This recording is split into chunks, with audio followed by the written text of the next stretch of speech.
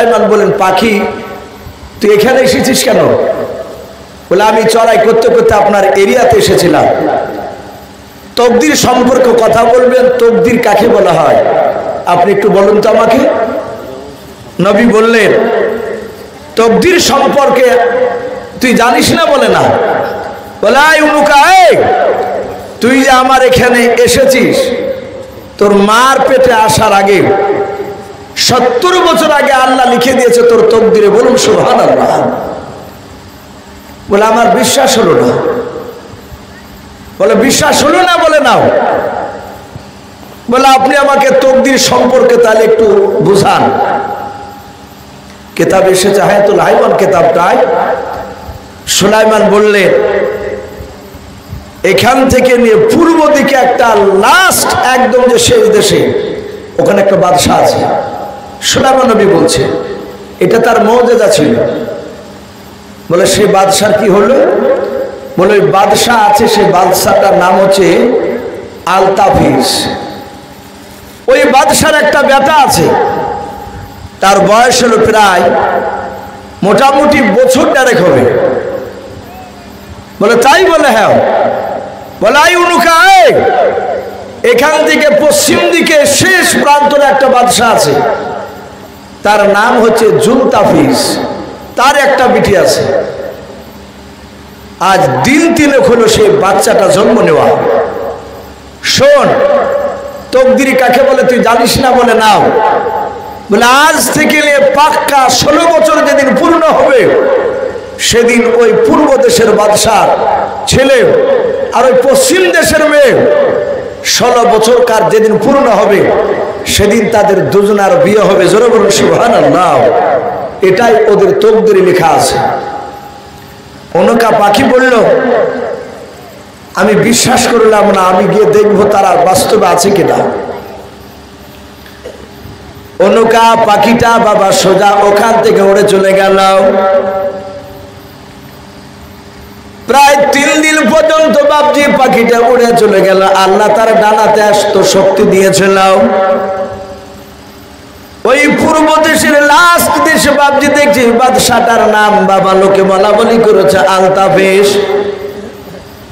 দেখে তার 1.5 বছরের বাচ্চা বাবা সিংহাসনে বাপজি আপনার একটা বেটা ছেলে নিয়ে বসে আছে। পাখিটা দৌড় থেকে বাপজি দৃশ্যখানা দেখিলাম। ওখান থেকে আবার নবী সুলাইমান কি এসে বলে, নবী সুলাইমান, আপনার কথা সত্য হয়ে গেছে, দেখলাম ওই ছেলেটার নাম। ও নবী সুলাইমান, আপনি হুকুম দেন, এবার পূর্ব দিকে নয় পশ্চিম দিকে যাব। পশ্চিম দিকে গিয়ে দেখব যদি জুলতাফিসের যদি মেয়ে যদি থাকে নবী গাও, আমি আর আপনার দরবারে ফিরে আসবো না। আমি দেখতে চাই ওদের দুজনার কেমন করে 16 বছর কার যেদিন পূর্ণ হবে, এদের দুজনার কিভাবে বিয়ে হয়। 16 বছর পূর্ণ হওয়ার পর আমি পরের দিন আপনার দরবারে দেখতে আসবো। বলুন সুবহানাল্লাহ। নবী বলে, অসুবিধা নাই, যাও। অনকা পাখিটা সোজা উড়ে গিয়ে দেখছে ওই বাদশার বিটি দোলনায় শুয়ে আছে। তফসিরে লিখেছে বাপজি পাখিটা দোলনাকে ঠুটে করে ধরে নিয়ে আকাশ পথে পাড়ি দিয়ে তার গন্তব্যস্থলে চলে গেল। বাদশাহ শত চেষ্টা করে ওই পাখিটাকে বাপজি ধরতে পারলো না, তার পিঠুকে কাড়াতে পারলো না। আল্লাহর কুদরাতে ওই পাখিটাই মেয়েটাকে বাপজি লালিত পালিত করছিল। আস্তে আস্তে আস্তে আস্তে বেশ মেয়েটা বড় হয়েছে। সেই গুহার ভিতরেই থাকতো মেয়েটা, সারাদিন বেরোতো, গুহাতে থাকতো, খেলাধুলা করতো একা একা। নবী সুলাইমান আর মনে নাই ওই পাখির সামনে যে ওয়াদা করেছে, ঠিক এই আলতাফিসের ছেলে বড় হয়েছে। বাবা অনেক লম্বা ঘটনা আছে, আমি একটু মোটামুটি বলছি। আল্লাহ রাব্বুল আলামিনের কুদরাতে ওই বাদশার বেটা বলছে আমি ভ্রমণ করতে যাব, ঘুরতে যাব। ওরা নৌকায় চেপে ঘুরতে গিয়েছিল কয়েকটা সাথীকে নিয়ে। ঝড় বৃষ্টি দিয়ে এই আলতাফিসের বেটাকে বাপজি তুলে নিয়ে গিয়ে ওই যেখানে উলুকা পাখি থাকতো, ওই যে জুলতাফিসের মেয়াকে নিয়ে গিয়েছিল, ওই পাহাড়ে চূড়ায় নিয়ে গিয়ে ফেলে দিল। বলুন সুবহানাল্লাহ। আল্লাহর লিখন তো বাপজি বিঘ্ন যাবে না, আল্লাহ যেটা লিখে দিবে সেটা ঘটবি। সেখানে বাপজি মেয়াটা দেখলো এই সে যুবক, কোন যুবক দেখতে পেল না। হঠাৎ যুবকটা বলল, হে তুমি কে? মেয়েটা বলল, আমার বাপ মাকে আমি চিনি না, একটা পাখি আমাকে খেলে মানুষ করেছে।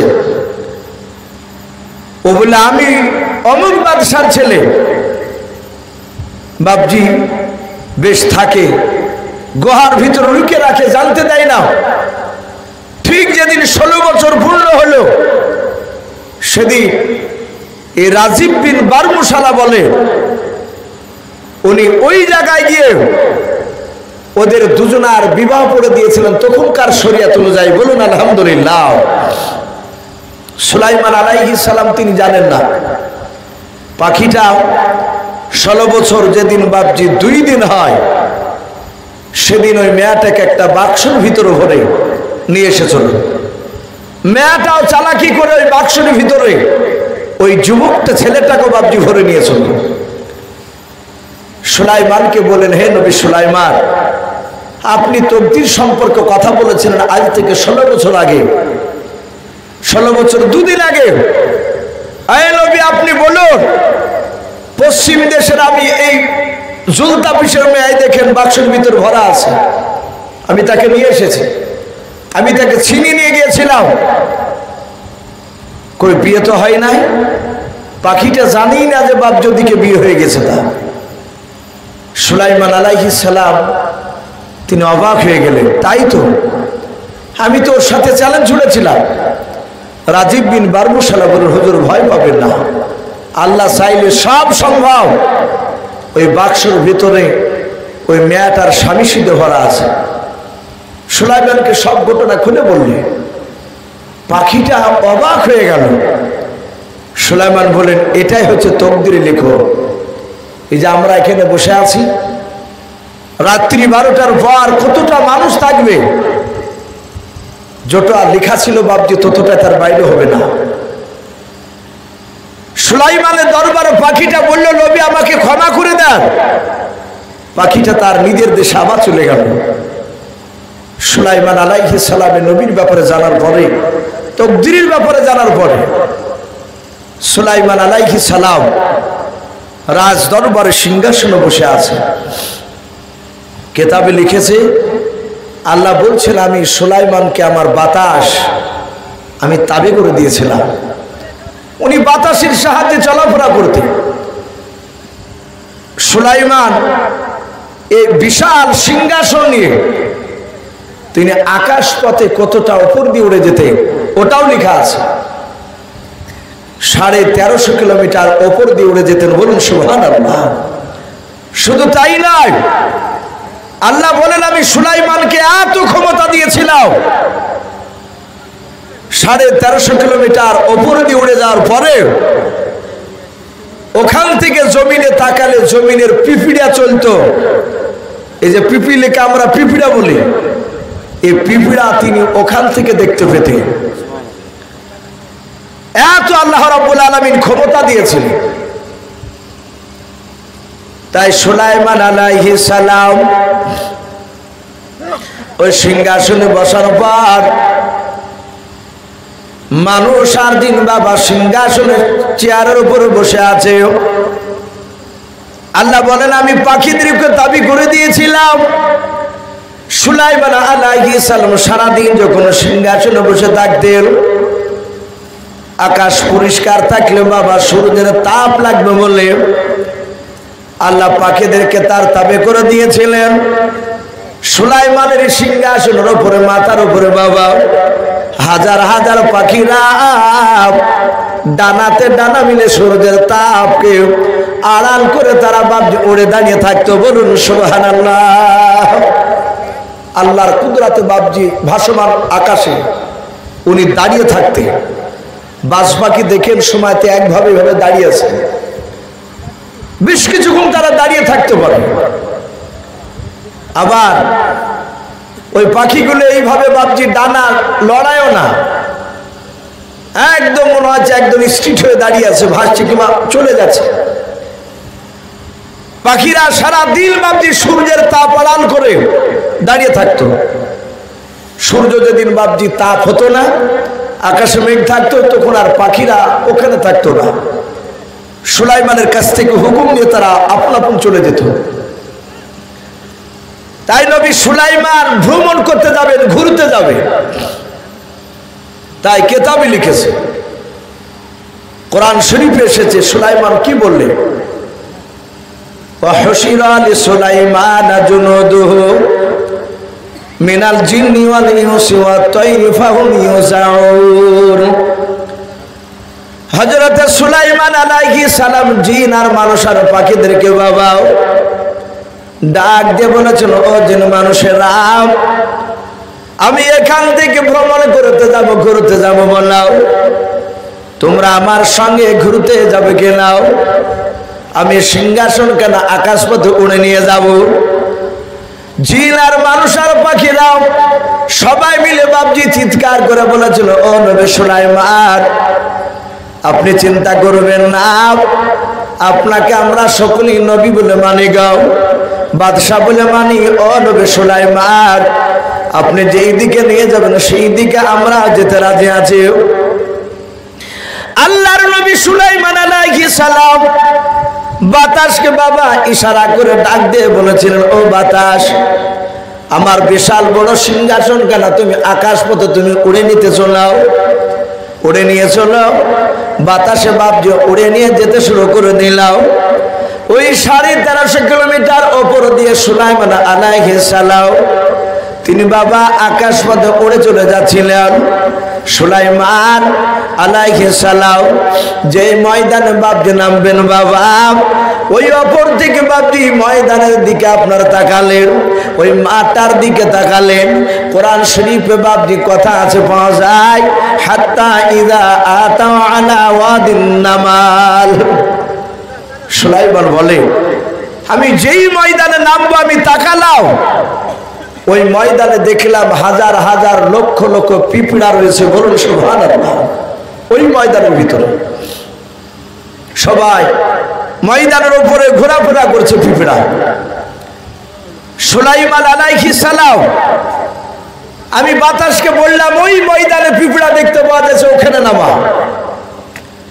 বাতাস বলল, হুজুর অসুবিধা নাই, আমি নামিয়ে দেব।